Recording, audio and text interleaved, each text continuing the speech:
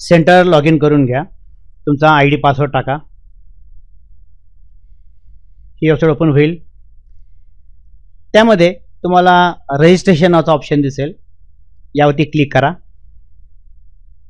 त्याच्यातमध्ये general candidate आहे तो open करा. आधार कार्ड असलेला विद्यार्थी आहे म्हणून त्याला येस म्हणलोय आणि नेक्स्ट केलंय. आधार कार्ड नंबर टाका. वन टाइम पासवर्डवरती आपण क्लिक करूया आणि प्रोसीड करूया.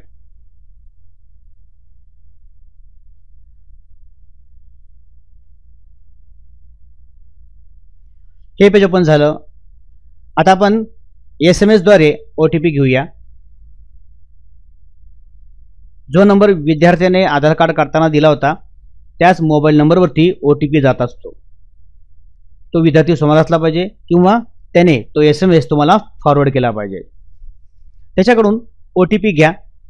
तो नंबर तिथे टाका आणि त्याला व्हॅलिडेट करून घ्या.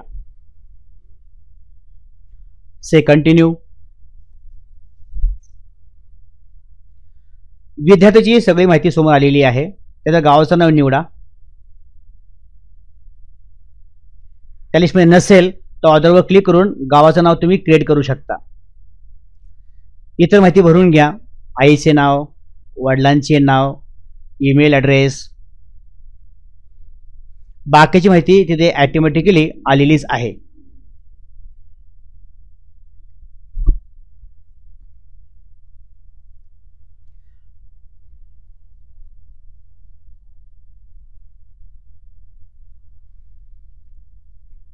ईमेल नसेल तर तुम्ही कॉमन ईमेल टाकू शकता. तुमचा सेंटर टाकला तरी चालणार आहे. क्वालिफिकेशन टाका, जी काय असेल ती खरी टाका. ऑक्युपेशन टाका.